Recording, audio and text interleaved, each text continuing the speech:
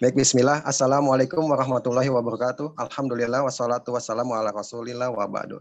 Baik, alhamdulillah kita di hari ini, insya Allah setiap ahadnya pada pukul 10 sampai nanti selesai, itu kita akan membahas sebuah kitab, yaitu kitab usul fikih bersama Ustadz kita, yaitu Ustadz Khairul Sobirin. Mungkin supaya tidak memperpanjang waktu lagi, kita langsung serahkan saja kepada Ustadz kita, yaitu Ustadz Khairul Sobirin. Ustadz, tafadhol. Nah, Bismillahirrahmanirrahim.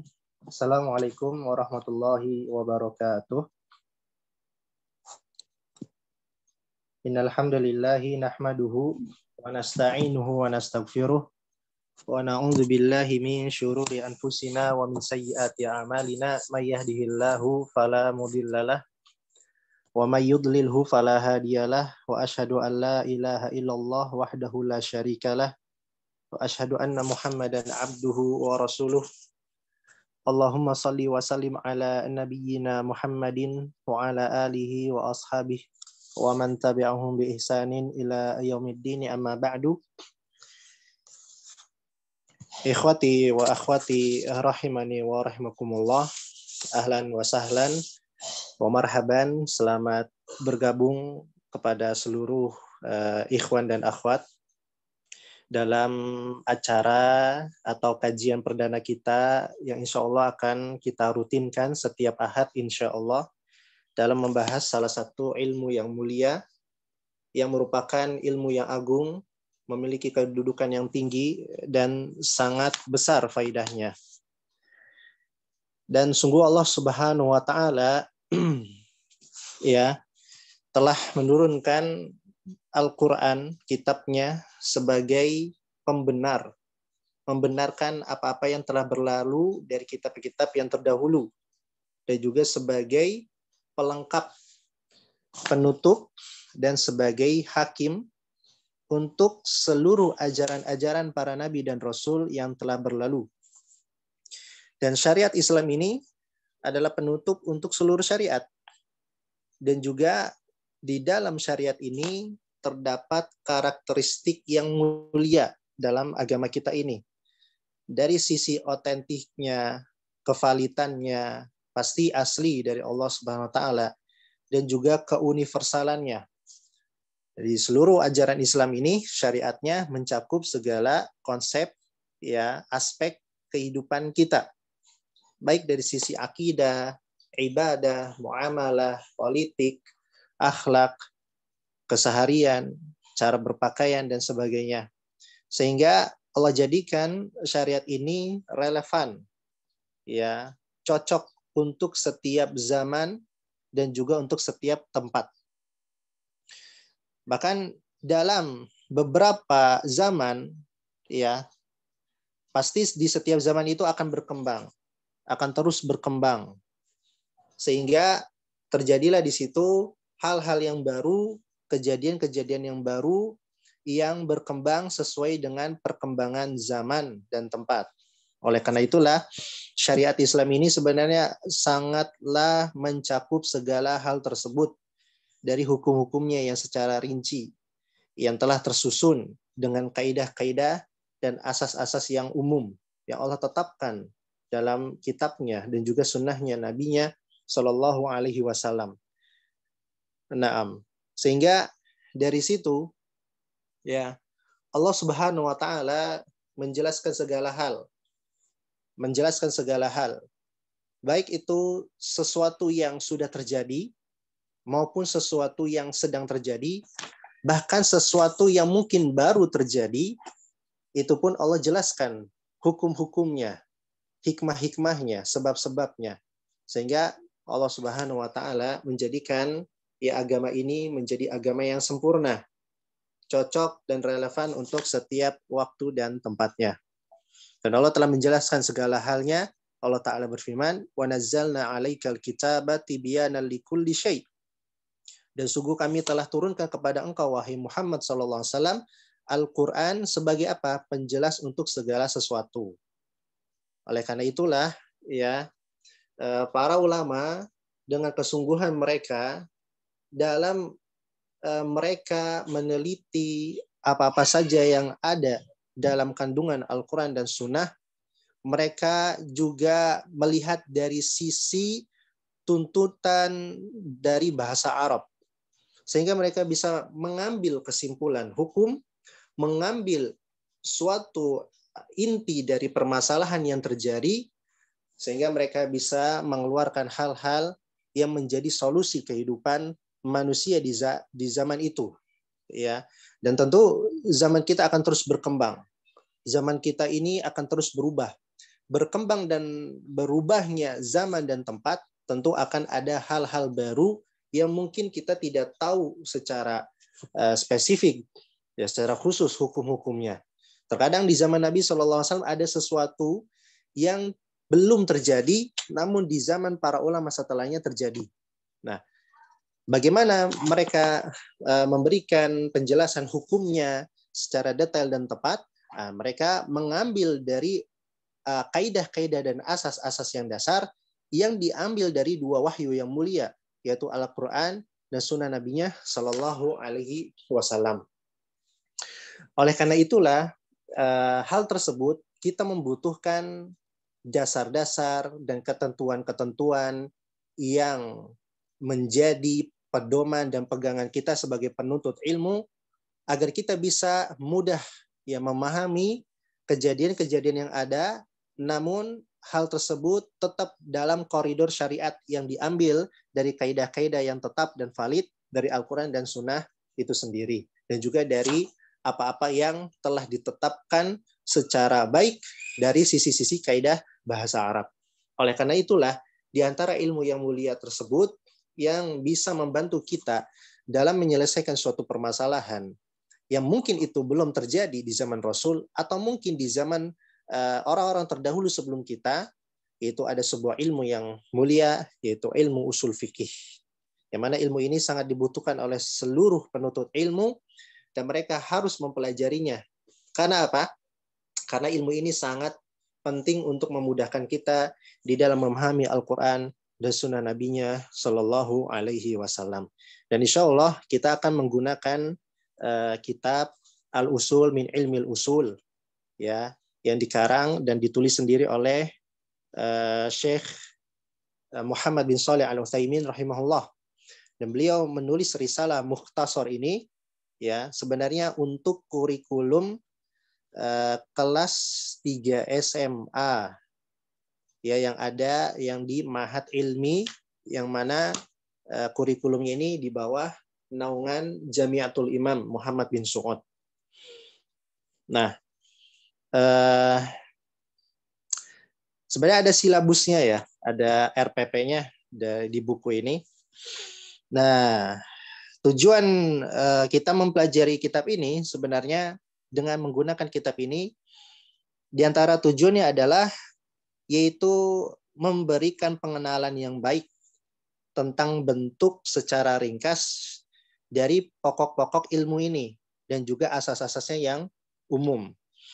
Begitu juga dengan buku ini membantu penuntut ilmu untuk memahami dengan pemahaman yang benar di dalam memahami nas-nas ya Al-Quran dan Sunnah Nabi Sallallahu Alaihi Wasallam. Begitu juga dengan kitab ini ya membantu penuntut ilmu memberikan kemampuan di dalam memahami pelajaran fikih ya, karena ini kan usul fikih ya. Nah, nanti dia ada pelajaran fikih tersendiri sehingga kita ingin tahu bagaimana sih kok ini, misalkan ini kenapa wajib gitu kan, ini kenapa dikatakan sunnah oleh para ulama, kenapa ini dikatakan makruh, kenapa ini dikatakan haram, kenapa ini dikatakan sah, kenapa ini dikatakan batil, tidak sah, kenapa ini dikatakan mubah. Nah, itu nanti dibahas dalam kitab usul fikih ini. Sehingga asal usulnya ini dari mana. Sehingga kita bisa memahami fikih dengan baik. Dan mengenal bagaimana tata cara agar kita itu sampai terhadap memahami suatu hukum-hukum permasalahan yang sedang terjadi ini. Terkadang kejadian kontemporer ini kita butuh memahaminya dengan baik. Ya. Dan itu bagaimana caranya dengan mempelajari usul fikih ini. Dan ini kitab ini sangat dasar insya Allah ya untuk orang-orang yang ingin mempelajari ilmu usul fikih dari dasarnya. Dan juga dengan kita membahas kitab ini membantu para penuntut ilmu untuk memahami seluruh ilmu-ilmu syar'i yang lainnya. Bukan hanya masalah fikih saja, bahkan permasalahan dalam ilmu-ilmu syar'i yang lainnya seperti tafsir, hadis, akidah dan selainnya itu pun usul fikih itu mengenai ilmu-ilmu tersebut. Jadi banyak ya, dalam ilmu tafsir juga ada ya, dan juga dalam seperti misalkan dalam ilmu tafsir ada pembahasan tentang hakikat dan majaz, tentang zahir dan sebagainya. Dalam hadis juga ya bagaimana tentang permasalahan hadis ini dikatakan sahih atau tidak, dan digabungkan, dikorelasikan dengan ilmu usul fikih itu pun dibahas ya dalam usul fikih. Jadi antara satu dengan yang lainnya mereka saling bergantung, sehingga usul fikih ini pula yang membantu seorang penuntut ilmu untuk memahami seluruh ilmu syar'i yang lainnya. Maka itulah tujuan kita mengapa menggunakan kitab ini ya, agar lebih memudahkan para penuntut ilmu untuk memahami suatu ilmu ya yang berkaitan dengan cabang-cabang ilmu yang lainnya, terutama juga dalam permasalahan-permasalahan yang kontemporer yang sesuai dengan perubahan zaman dan perkembangannya. Barakallahu fikum. Baik. Kemudian kita lanjut ya Pak Abu Ismail, halaman berikutnya.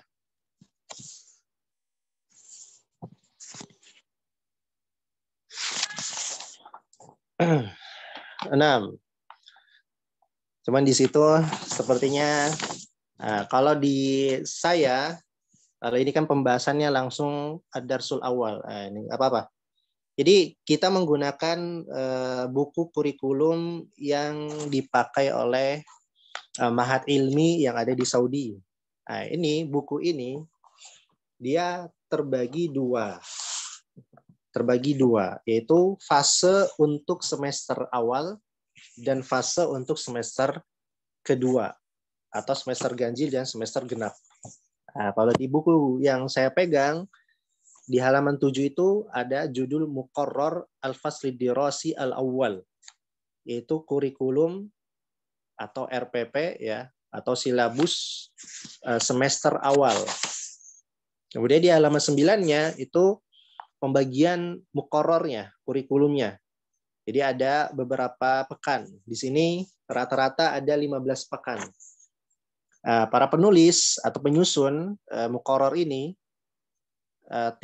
tim kurikulumnya, mereka membagi 15 pekan. Yang mana setiap pekannya itu membahas beberapa pelajaran. Ya, beberapa pelajaran. Di pekan pertama itu membahas pelajaran pertama dan kedua. Pekan kedua, pelajaran ketiga dan keempat. Ya. Dan seterusnya. Dan ini nanti di akhir-akhirnya itu di pekan ke-15 itu sudah selesai buku ini insya Allah. Makanya kita coba berusaha agar mengikuti silabus yang ada di buku ini atau RPP yang ada di buku ini, sehingga bisa secara rapih ya, dan ada targetnya. Dan insya Allah kita akan mencoba membahasnya dengan semaksimal mungkin, tidak terlalu panjang, namun bisa dipahami oleh seluruh peserta insya Allah. Baik, untuk pekan pertama, insya Allah pekan pertama ini adalah yang sekarang kita lalui ini. Taruhlah ini sekarang pekan pertama. Nah, ini kita akan bahas ad-darsul awwalu, pelajaran yang pertama.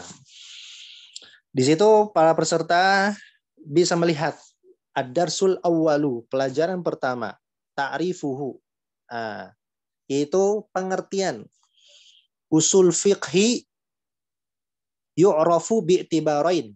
Usul fikih itu didefinisikan dengan dari dua sisi. Al-awwalu bi'tibari mufradaih, itu dari sisi mufradatnya. Dari sisi mufradatnya, kosakatanya. Ai bi'tibari kalimati usulin wa kalimati fiqhin. yaitu dari sisi kata usul dan kata fikih. Taib, mungkin agar sedikit hidup, mungkin apakah ada salah satu peserta yang mau mencoba membacanya?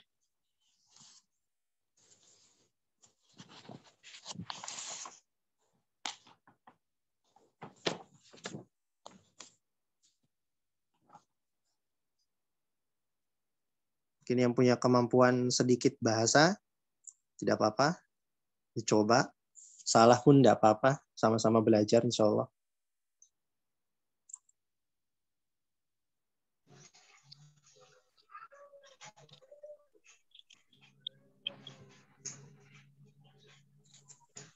Mangga siapa? Perkenalkan diri. Coba Ustaz. Man ada?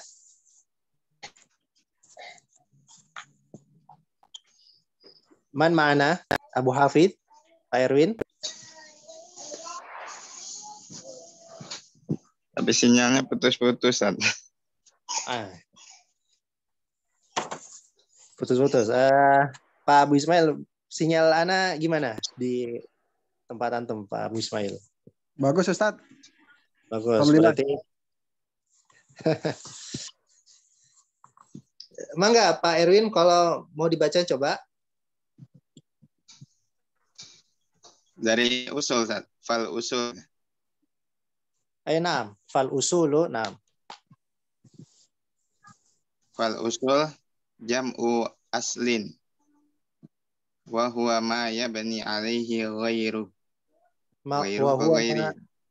huwa ma Wa yubna huwa ma alaihi ghairuhu. yubna alaihi ghairu.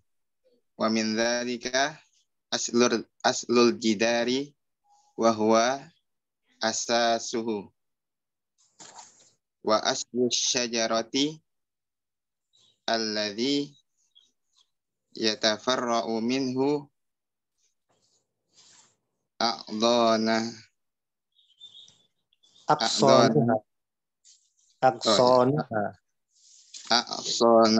aqsanuha qala ta'ala alam tara kaifa daraballahu mathalan kalimatan thayyibatan kasyajaratin thayyibatin asluha thabit wa far'uha fis sama. Naam, barakallahu fiik. Mau dicoba diterjemahkan? Usul, adapun usul adalah jamak dari asal. Usul jamak dari asal. Wahwa dan dia ma yubna alaihi ghairi. Apa yang dibangun di atasnya selainnya. Yaitu dia sesuatu yang selainnya itu dibangun di atasnya. Satunya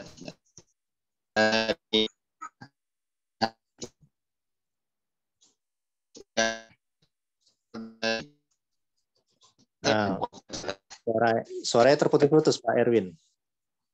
Asalnya asal dari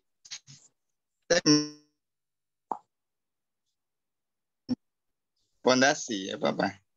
6. Pondasi dia. Aslun adalah pondasi. Pondasi dari al-jidar.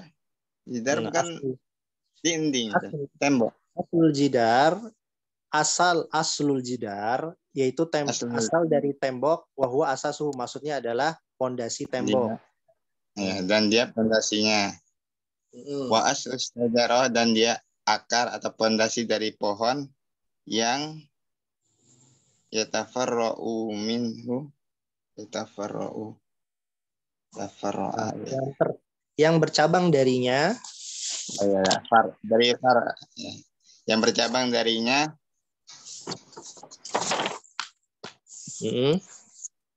apa? Dahan-dahannya atau ranting-rantingnya. Dahan-dahan atau ranting-rantingnya. Allah Ta'ala, dan Allah Ta'ala berfirman, alam taro kaifa, tidakkah kalian melihat bagaimana daraballahu masalan, Allah membuat perumpamaan kalimatan thayyibatan, sebuah kalimat yang baik, Kasyajaratin thayyibah, seperti pohon yang baik. Asluha sabit, yang akarnya kokoh. Wa far'uha fis sama, dan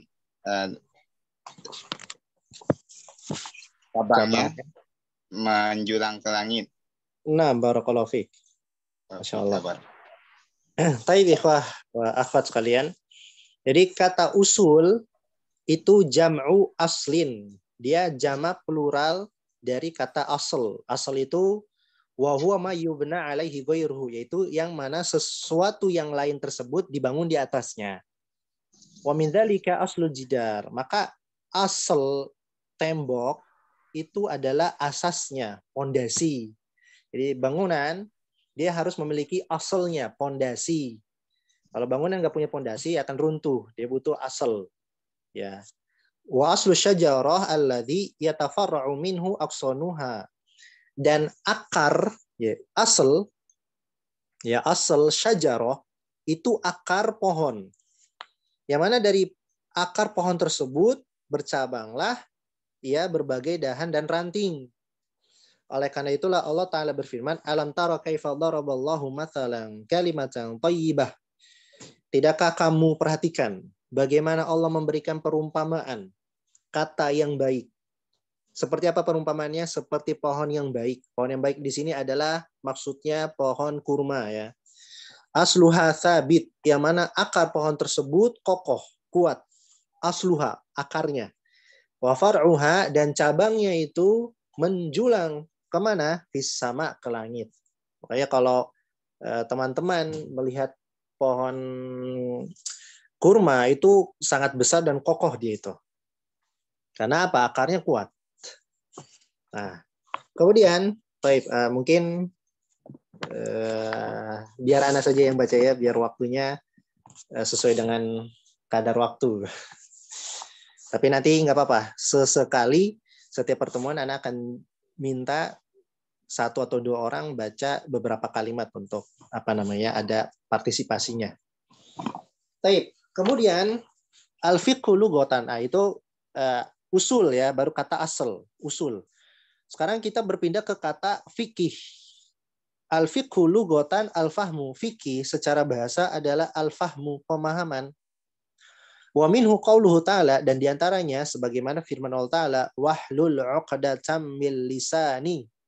Dalam surat Toha, ya Nabi Musa berdoa kepada Allah Subhanahu wa ta'ala, wahlul 'uqdatam min lisani, dan lepaskanlah kekakuan dari lisanku ya Allah, yafqahu qauli, agar mereka memahami ucapanku.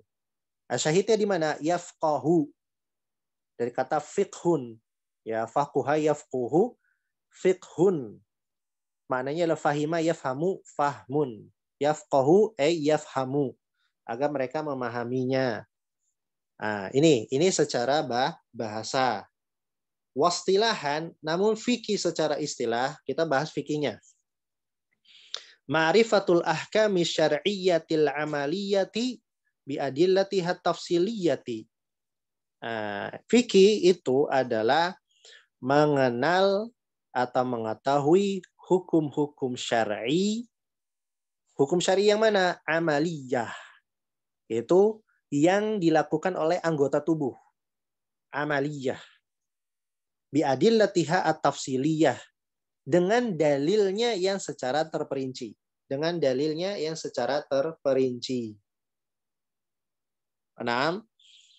Dalilnya yang secara terperinci. Kalau dalil itu artinya dia itu bukti, argumentasi.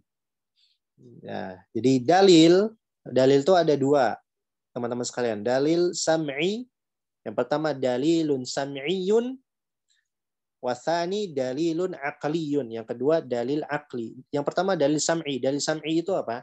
Itu Al-Quran dan Sunnah. Itu namanya dalil sam'i, yang didengar, sama, dari kata sama. Karena Nabi SAW membacakan Al-Quran lewat apa? Sama, bukan dengan qiraah. Sam'i, dari langit. Dan yang kedua dalilun aqliyun, yaitu dalil secara akal. Ini tambahan faedah ya, dalil secara akal. Ya, dalil secara akal itu ya misalkan lah dalam matematika 1 tambah 1 2. Buktinya apa? Buktinya kalau kita tambah satu lagi jadinya 2. Itu kan secara akal. Kayak gitu. Kontetikan suatu jawaban dan sebagainya dia dari akal itu. Nah, ini juga dibahas dalam usul fikih ini. Ada dalil sam'i, ada dalil akli. Kemudian fal muradu biqaulina. Nah, di sini beliau menjelaskan. Ma'rifah, kata ma'rifah, mengetahui itu al-ilmu wa dhon, ilmu dan dhon. Maksudnya apa? Ilmu itu maksudnya sesuatu yang pasti, yakinan. Artinya 100%. Tapi kalau kata dhon, dia dugaan. Artinya kemungkinan kebenarannya itu lebih kuat. Dugaan kuat. Kalau ilmu itu 100%, kalau dhon itu antara 70-80% kebenarannya. Kenapa? Lianna idrakal ahkamil fiqhiyati qad yakunu yaqiniyan wa qad yakunu dhanniyan. Karena mengetahui atau menjangkau atau memahami hukum-hukum fikih itu terkadang ya jangkauannya itu jangkauan yang berupa keyakinan 100%. Kalau memang dalilnya itu jelas, tegas, lugas, nggak ada multi tafsir. Waqat yakunu dhaniyan, dan terkadang dia itu berupa dugaan dhon. Kenapa? Karena masih ada kemungkinan. Karena dalilnya itu tidak tegas, tidak jelas, dan tidak sharih. Ya, tidak tegas dia itu. Karena mungkin ada kemungkinan sehingga bisa jadi begini, bisa jadi begitu. Cuman akarnya itu ada di satu dalil itu. Nah, gitu. Kama fi katsiri min masail fiqhi. Sebagaimana ini terjadi dalam masalah fikih. Makanya kenapa dalam masalah fikih itu terjadi ikhtilaf para ulama.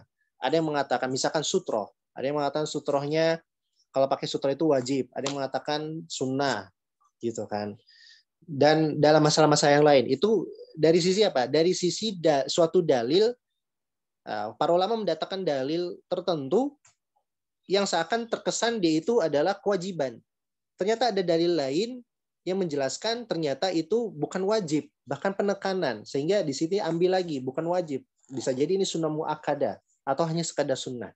Karena ada dalil-dalil yang dia itu terlibat dalam sesuatu, bukan kontradiksi, bukan, tapi ada kemungkinan. Nah, itu bagaimana kita memahaminya itu nanti dari sisi kaidah-kaidah yang akan dijelaskan dalam usul fikih. Terutama dalam masalah fikih. Nah, ini dalam masalah fikih. Jadi fikih itu kebanyakan permasalahan fikih itu dhon. Kebanyakan fikih itu adalah dhon. Ya, dhon yaitu dugaan, tapi dugaan kuat. Bukan dugaan lemah, yang mana kebenarannya itu 70-80%. Sedangkan yakin itu sedikit dalam masalah fikih. Ya, bukan berarti sedikit artinya cuma 1, 2, 3, enggak. Dibandingkan dengan permasalahan dhoniyah, yakin itu lebih dikit gitu. Kemudian ini ma'rifah, kata ma'rifah. Sehingga beliau menyebutkannya ma'rifah. Beliau enggak mengatakan ilmul ahkam. Beliau enggak menyebutkan ilmu. Tapi beliau menyebutkan ma'rifah. Karena ma'rifah, ima dia itu ilmu atau dhon.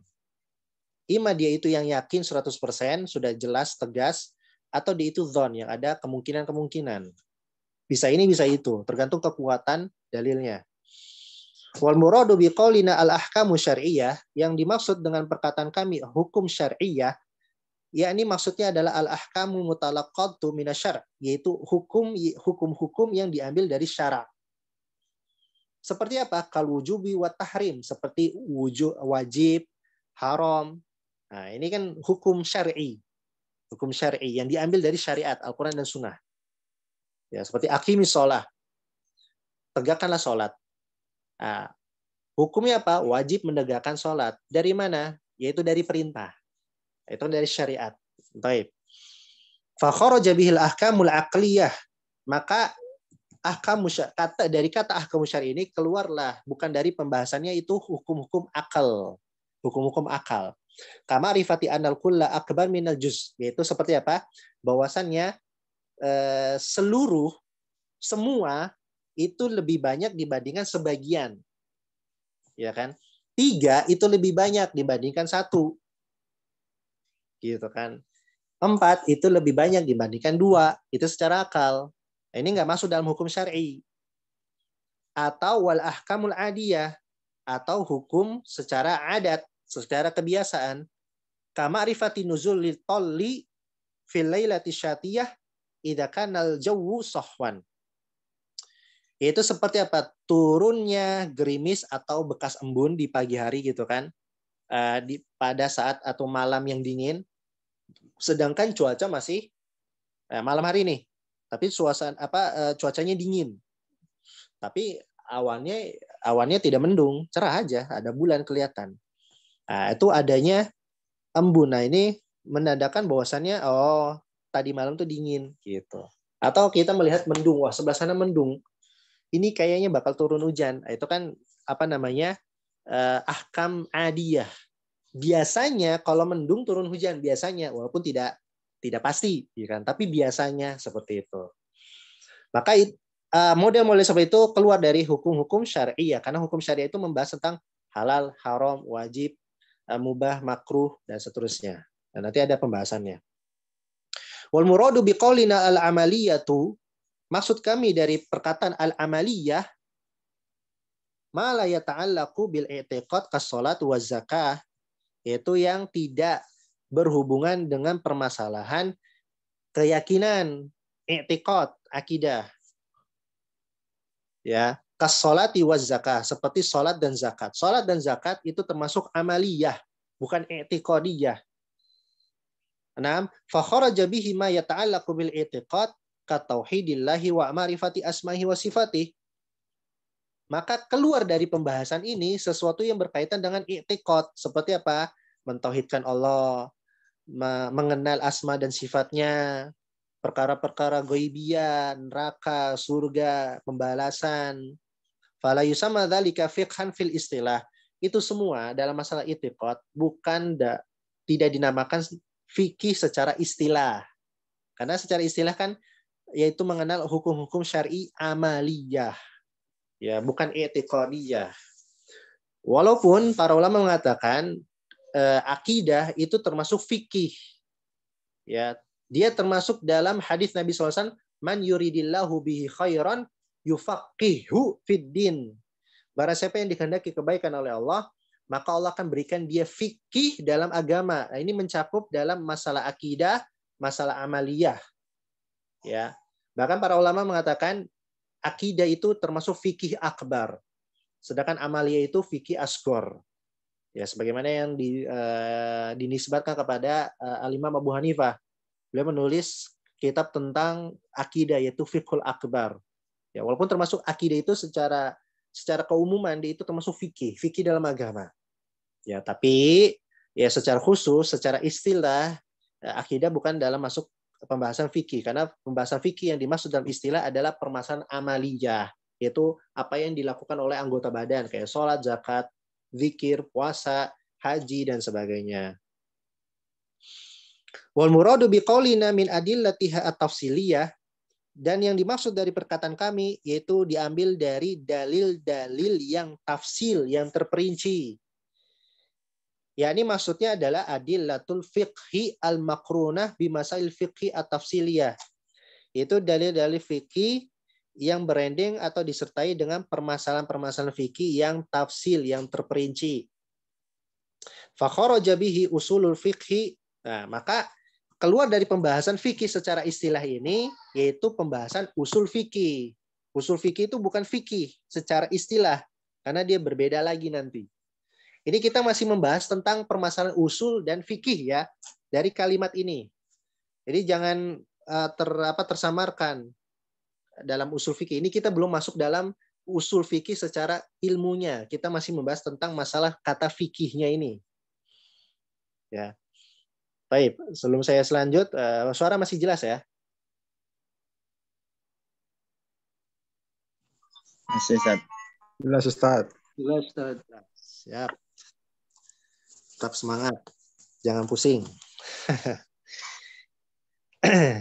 Nah, kenapa permasalahan usul fikih keluar dalam permasalahan fikih secara istilah ini? Li'annal bahtha fihi innama yakunu fi adillatil fiqhi al-ijmaliyah. Karena masalah usul fikih itu hanya membahas dalil-dalil fikih secara global, tidak terperinci. Mau maksudnya gimana, Seth? Maksudnya gini. Fikih secara istilah itu membahas dari dalil-dalil fikih secara terperinci. Misalnya gini. Niat adalah termasuk syarat sah salat. Niat termasuk syarat sah salat. Nah, dalilnya apa? Dalilnya innamal a'malu binniyat. Sesungguhnya innamal a'malu binniyat. Sesungguhnya amalan-amalan itu tergantung dengan niatnya. Dari sini menunjukkan bahwasannya niat itu termasuk syarat sahnya salat. Nah, itu terperinci. Dalilnya secara terperinci, ya kan disebutkan terperinci ini.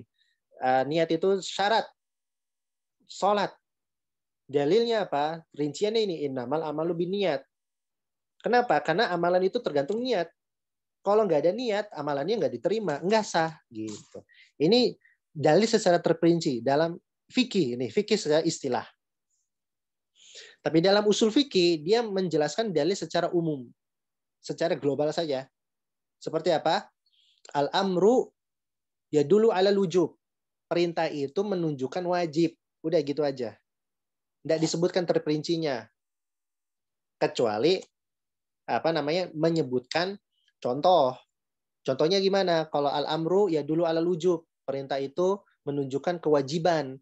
Contohnya apa? Contohnya aqimis shalah. Tegakkanlah salat. Wa atuz zakah. Dan tunaikanlah zakat. Di situ kan ada fi'il amr. Fi'il amr itu perintah. Perintah berarti menunjukkan dia itu wajib. Gitu. Itu hanya secara, tapi dari kata al-amru ya dulu ala wujub aja. Itu kaidah secara umumnya aja. Kalau penyebutan aqimis shalah wa atuz zakah itu hanya tamfil, memberikan contoh. Contoh dari kaidah ini apa contohnya gitu. Paham ya, teman-teman sekalian? Barakallahu fikum. Oke, berarti ad-darsul awal sudah selesai. Masya Allah. Pelajaran pertama sudah selesai. Ini kalau dalam kurikulum di Saudi 1 jam itu akan pelajaran usul fikih itu 2 jam.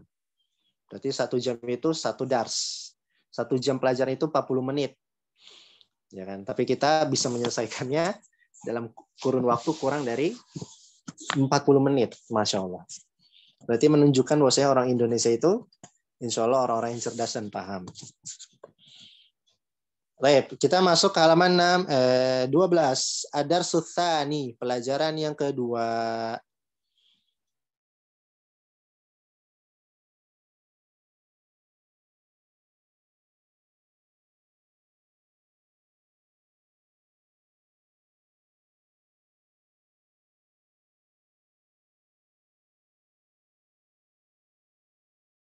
Nah, kita masuk nih, yaitu bi'tibari kaunihi laqaban di hadzal fannil muayyani fayu'rafu bi annahu aw fayu'arrafu bi annahu. Baik. Yaitu dari sisi penamaan ilmu ini, usul fikihnya. Sekarang kita mencakup usul fikihnya semuanya. Ya, sebagai ilmu yang memiliki gelar tersendiri.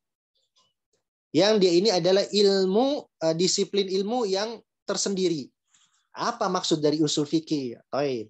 Kita lihat. Maka usul fikih fayu'arrafu bi annahu, usul fikih didefinisikan sebagai apa? Ilmun yabhathu an adillatil fiqhil ijmaliyati wa kaifiyatil istifadati minha wa halil mustafid. Ilmu usul fikih adalah ilmu yang membahas tentang dalil-dalil fikih secara global dan juga tata cara mengambil manfaat, ya, mengambil manfaat dari dalil-dalil global tadi. Dan juga mempelajari apa? Membahas tentang keadaan orang yang mengambil manfaat dari dalil tadi, yaitu mustafid. Nah, nanti akan dijelaskan secara ringkas sama Syekh. Taib. Fal muradu biqaulina al-ijmaliyah.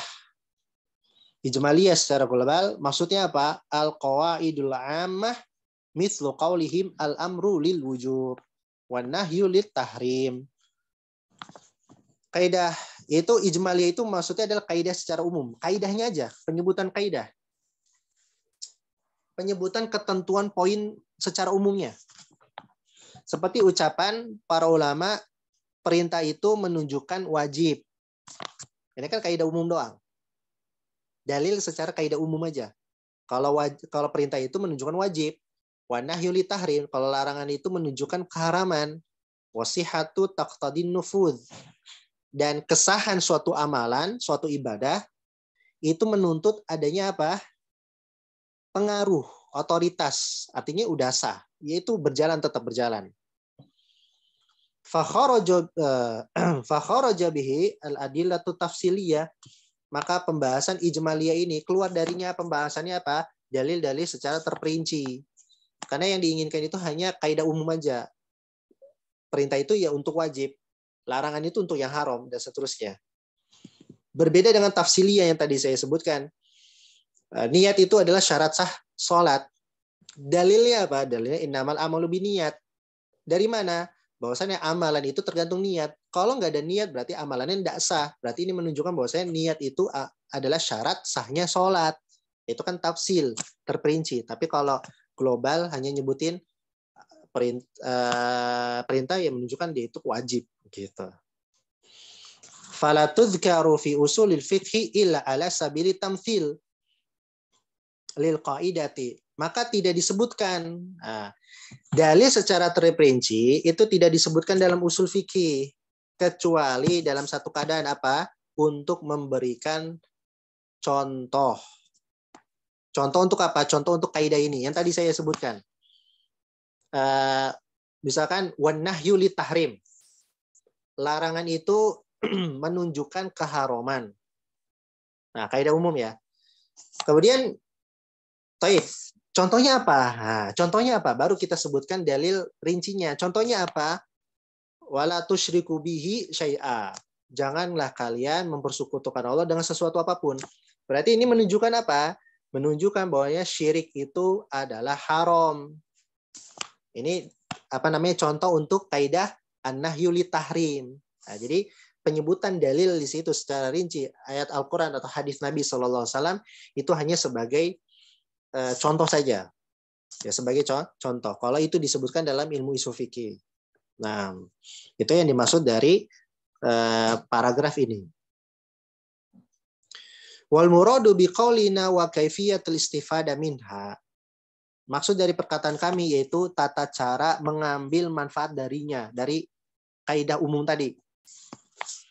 Maksudnya apa kata beliau? Ma'rifatu kaifa yastafidul ahkama min adillatiha bidirasati ahkamil alfazi wa dilalatiha. Yaitu maksudnya adalah mengenal bagaimana cara seseorang itu mengambil kesimpulan hukum, mengambil faidah dari hukum-hukum yang terambil dari dalil-dalilnya. Dalil-dalil apa? Dalil-dalil global tadi. Dengan cara apa? Dengan cara mempelajari hukum-hukum lafaznya dan juga penunjukan dari lafaz tersebut. Ya, baik min umumin wa khusus, baik itu berupa lafaz yang umum dan khusus. Karena nanti kan ada pembahasan tentang bahwasanya misalkan segala sesuatu yang diairi dengan hujan, ya, yaitu berupa tanaman, misalkan pertanian, itu harus dikeluarkan zakatnya 1/10 misalkan. Itu kan secara umum. Ya, berarti semua yang dihujani sama hujan, ya, baik dia itu makanan pokok atau yang diliterin atau yang divolumekan dan sebagainya, semuanya itu harus dikeluarkan zakatnya 1/10 misalkan. Itu kan secara umum. Tapi nanti ada dalil khusus yang mengkhususkan pengeluaran zakat itu enggak seperti itu, tapi ada pengkhususannya. Nah, itu bagaimana caranya itu kita mempelajarinya dari situ. Bagaimana cara kita mengambil hukumnya? Dengan kita mempelajari lafaz-lafaz yang ada dan penunjukan lafaz-lafaz tertentu, baik secara umum dan khusus, wa itlaqin wa taqid, baik secara mutlak atau yang terikat, wa nasikhin wa mansuh, baik yang hukumnya itu menghapus hukum terdahulu atau hukum tersebut, ayat tersebut atau hadis tersebut terhapus hukumnya dengan dalil yang baru. Itu nasikh wa mansuh. Wa ghairi dzalika, dan yang selainnya fa innahu bi idrakihi yastafidu min adillatil fiqhi ahkamaha. Maka dengan itu kita memahami permasalahan tersebut sehingga seseorang bisa mengambil hukum, kesimpulan hukum, faidah dari hukum tersebut dari dalil-dalil fikih dan hukum-hukumnya, yaitu hukum-hukum lafadz dan penunjukannya.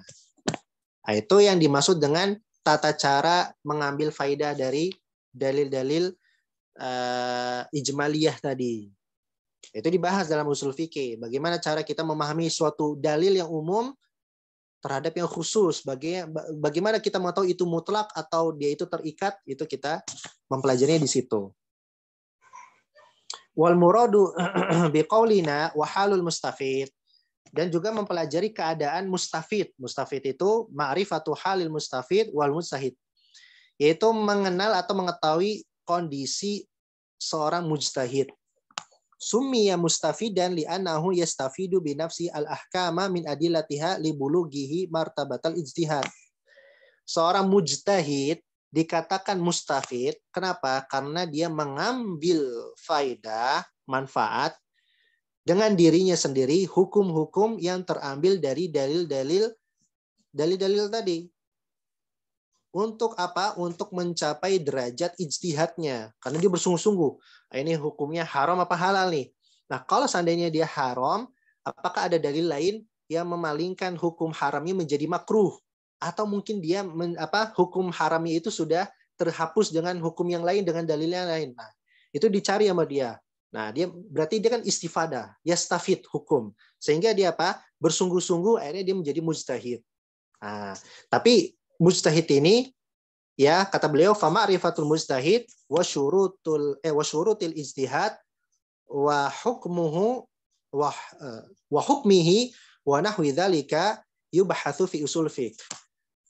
Mengenal keadaan mujtahid itu bagaimana, orangnya itu harusnya bagaimana kriterianya, syarat-syaratnya bagaimana, terus hukumnya apa. Kalau mujtahidnya orangnya ternyata kurang dalam syarat ijtihadnya, bagaimana nih hukumnya? Diterima nggak fatwanya? Benar nggak hukum yang diambil? Bisa nggak ditolak hukumnya? Bisa nggak dibantah dengan dalil lain? Nah, ini dibahas dalam ilmu usul fikih, kata beliau. Barakallahu fikum. Baik, itu penjelasan ringkas dari pengertian ilmu usul fikih. Ya, penjelasan ringkas yang disebutkan oleh Syekh Utsaimin tentang ilmu usul fikih. Nah, ketika kita sudah mengetahui apa itu usul fikih, maka apa sih manfaat dan faidah dari kita mempelajari ilmu usul fikih ini? Apa sih manfaatnya? Nah, kita lihat. Kata beliau rahimahullah, Syekh Utsaimin, faidatu usulil fiqhi, manfaat mempelajari usul fikih. Inna usulal fiqhi ilmun jalilul qadari. Sesungguhnya usul fikih adalah ilmu yang agung kedudukannya. Baligul ahamiyati, yang sangat penting urgensinya. Gozirul faidah, deras manfaatnya. Manfaatnya sangat banyak.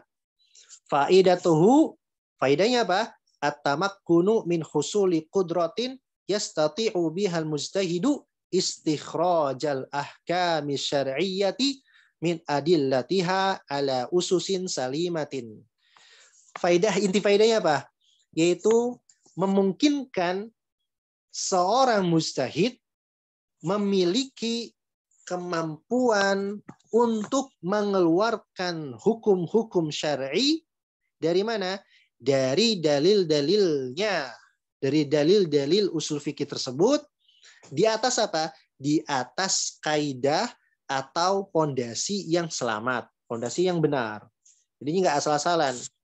Ya, misalkan ada orang mengatakan sholat itu wajib.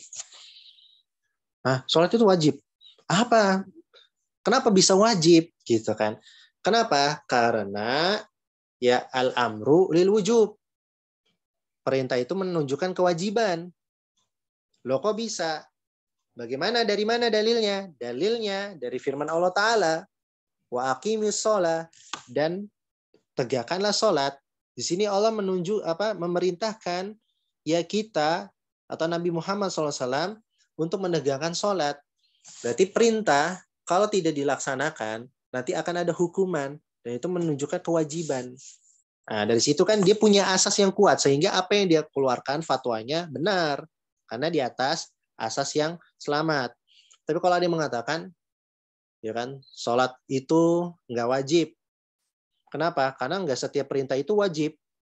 Allah Ta'ala berfirman, aqimi sholah. Kalau secara akal misalkan gitu.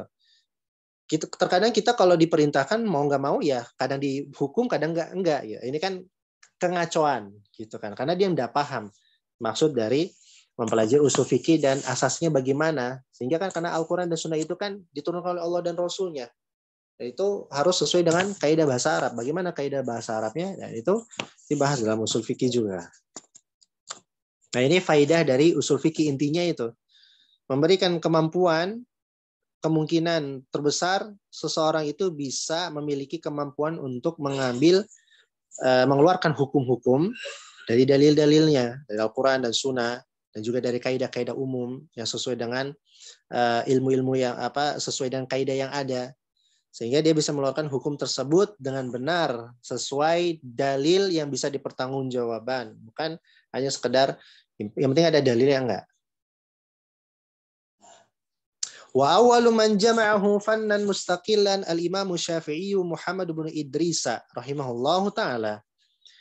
Dan orang yang pertama kali menulis atau menyusun atau mengumpulkan ilmu ini menjadi bidang ilmu tersendiri adalah al-Imam Syafi'i Muhammad bin Idris, semoga Allah merahmati beliau. Tsumma taba'ahu al-ulama'u fi dzalika. Kemudian para ulama setelah beliau mengikuti jejak beliau dalam membahas atau menulis usul fikih ini. Fa'allafu fihi at-ta'alifa al-mutanawwi'ata ma baina manthur wa manzub. Makanya para ulama setelah itu menyusun karangan-karangan yang berbagai jenis. Ada yang modelnya prosa. Prosa itu kayak kita ini gini ya. Ini penjelasan kayak gini prosa. Ada yang berupa pantun kayak Nadmul Waraqat lil Imriti ya kan. Ada yang mukhtasarin wa mabsutin, ada yang bukunya itu ringkasan, ada yang pembahasannya panjang lebar. Hatta sarafan mustaqilan lahu qiyanuhu wa mumayyizatuhu. Sehingga apa? Ilmu usul fikih ini menjadi bidang ilmu tersendiri yang dia itu punya entitas sendiri, memiliki karakteristik dan ciri khas sendiri. Dan artinya apa? Pertama kali yang mencontohkan, membuat sunnah yang baik di dalam umat ini, dalam permasalahan usul fikih, dan ilmu ini sangat mulia sekali, adalah Imam Syafi'i dan diikuti oleh para ulama yang lainnya, dan karangan mereka sangat banyak, baik yang bentuknya tipis, sedang maupun yang tebal. Dan termasuk yang ringkas dan sederhana adalah ilmu usul fikih yang dikarang oleh Syekh Muhammad bin Shalih Al-Utsaimin ini, ya, sehingga ini bisa memudahkan kita untuk membuka pintu ilmu usul fikih sehingga kita bisa mengenyam atau memakan makanan yang banyak dari ilmu-ilmu usul fikih yang lainnya di gudang ilmu usul fikih tersebut. Ini buku ini sebagai kuncinya sehingga bisa membuka pintu makanan yang ada tersedia itu di gudang-gudang tersebut bisa kita lahap dengan sesantap-santapnya. Barakallahu fikum. Ini selesai sudah di pekan pertama ini ya, ad-darsul awal dan ad-darsul tsani. Kemudian di sini ada munaqasyah ya. Ada munaqasyah. Itu ada latihan nih. Nah, ini. Latihan. Enaknya ini. Akmilil ibarati taliyata. Sempurnakanlah ibarat berikut ini. Mungkin satu persatu ada yang mau jawab Fadol. Yang alif dulu dah, yang alif.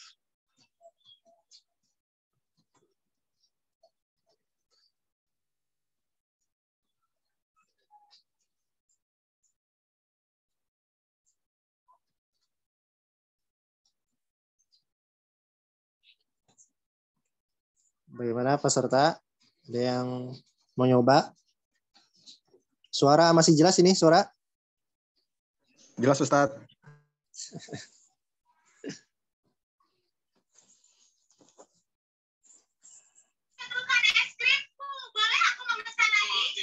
Sayangnya itu yang terakhir. Tapi aku bisa memberimu yang lain. Kau suka yang mana? Atau kau ingin semua rasa? Oh, kalau semua rasa. Baiklah. Ini rasa.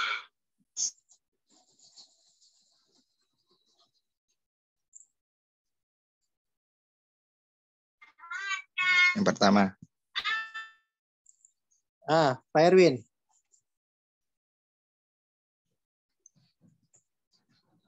Gimana Pak Erwin?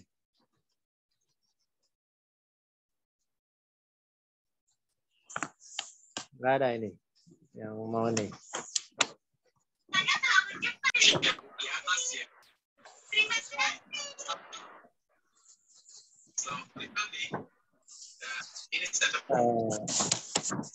Pertama.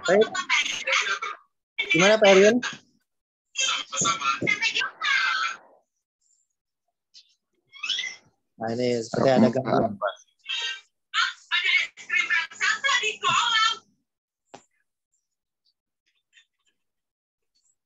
Taib, mungkin walau ini.